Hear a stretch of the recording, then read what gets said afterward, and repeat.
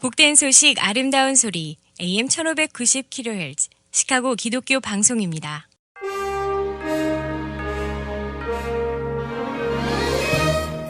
여러분 안녕하십니까? 2월 18일 목요일 KCBS 헤드라인 뉴스입니다. 기독교계 소식입니다.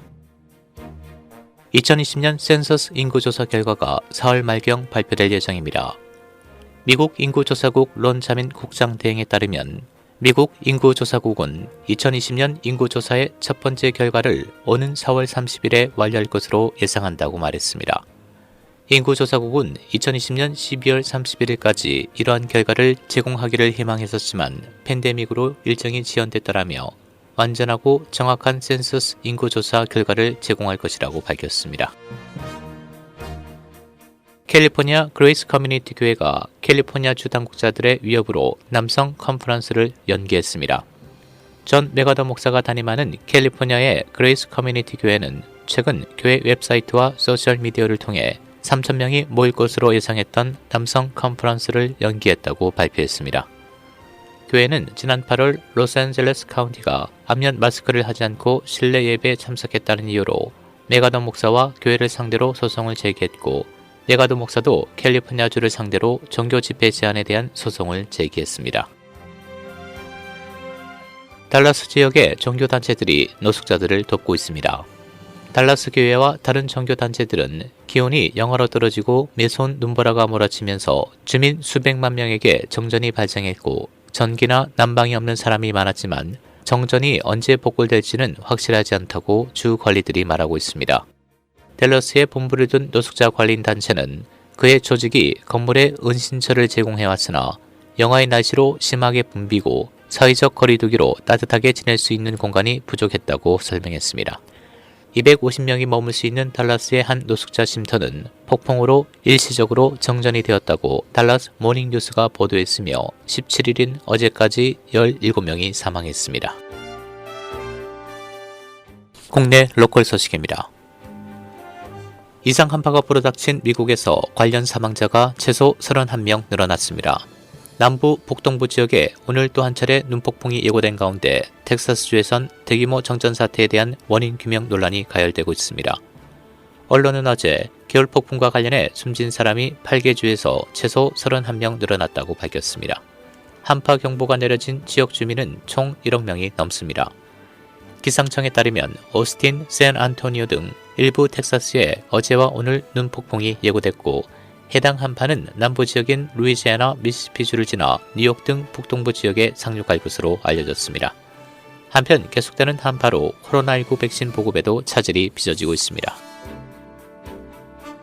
텍사스주를 덮친 기록적 한파로 대규모 정전 사태가 3일째 잇따르고 있는 가운데 삼성 반도체 공장을 비롯한 텍사스 공장을 둔 HP와 3M 등 글로벌 기업들도 전력 수급에 차질이 생긴 것으로 전해졌습니다.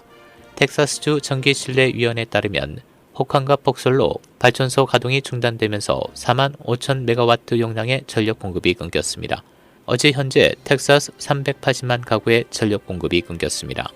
텍사스를 강타한 폭설과 혹한에 전력망이 마비된 휴스턴 지역에서는 난방과 취사를 못해 추위와 굶주림에 시달리던 주민들에게 시내 고급 가구 매장이 대피소를 제공해 화제가 되고 있습니다. 질병통제예방센터는 어제 변이 바이러스 감염 사례가 급증해 오는 3월에 또 한 번의 재확산이 올 수 있다고 경고했습니다. CDC가 발표한 보고서에 따르면 지난 16일 기준 미국 내 변이 바이러스 감염은 1299건으로 확인됐습니다. 가장 많은 유형은 영국발 변이 바이러스로 열흘마다 2배씩 증가해 현재 1277건의 감염 사례가 보고됐고 이어 남아프리카 공화국 변이 바이러스가 19건, 브라질 변이가 3건으로 나타났습니다. 법무부가 국제적인 해킹에 연루된 북한 해커 3명을 기소했습니다. 이들은 미국 영화관을 겨냥한 해킹과 13억 달러 규모의 은행돈을 훔치려 한 혐의를 받고 있습니다. 이들은 모두 북한군 정보기관 소속으로 북한 정권의 이익을 위해 돈을 빼돌리려 했다고 검찰은 밝혔습니다. 조 바이든 대통령과 베냐민 네타냐후 이스라엘 총리가 거의 한 달 만에 전화통화를 했습니다. 네타냐후 총리실은 성명에서 두 정상은 그들의 오래된 개인적 관계에 주목하면서 이스라엘과 미국의 변함없는 동맹을 강화하기 위해 계속 협력하겠다고 말했다고 전했습니다. 논의된 주제들에는 핵무기 개발 관련 이란의 위협, 신종 코로나 바이러스 퇴치를 위한 노력, 이스라엘과 아랍 국가 관계 등이 포함됐다고 덧붙였습니다. 프리츠커 주지사는 어제 소득세를 인상하지 않는 범위에서 수많은 법인세 허점을 제거해 예산의 균형을 맞추는 예산 제안을 발표했습니다. 프리츠커 주지사는 주정부 기관에 7억 달러의 지출 삭감을 포함한 420억 달러 규모의 다음 회계 연도 지출 계획을 제안했습니다. 아동 및 가족 서비스부는 지출 부담을 줄이기 위해 더 많은 직원을 고용하고 재정을 8% 증가할 것이라고 밝혔고, 킨더부터 12학년과 고등교육에 대한 자금도 현재 수준에서 보호된다고 밝혔습니다. 또 다음 회계연도에 제시한 일반 기금 예산은 올해 회계연도보다 18억 달러를 적게 지출할 것이라고 덧붙였습니다. 일리노이주 보건당국은 어제 악천후로 인해 주에 전달되는 백신 보급이 지연되었지만 24명의 추가 사망과 4만 회 이상의 백신 접종과 함께 어제 1,795건의 신규 확진 사례를 보고했습니다. 현재 주 누적 확진자는 116만 6,717명, 누적 사망자는 2만 2,224명을 기록하고 있습니다. 지난 7일간 테스트 양성률은 2.8%로 나타났습니다. 국제 소식입니다. 유럽 인권재판소는 어제 러시아의 야권 지도자 알렉사이 나발리의 석방을 촉구했으나 러시아는 즉각 요청을 거부했습니다. 언론에 따르면 유럽 인권재판소는 현지 시간 17일 러시아 정부에 나발리의 즉각적인 석방을 요구하며 생명이 위험하다고 판단해 이같이 결정했다고 밝혔습니다.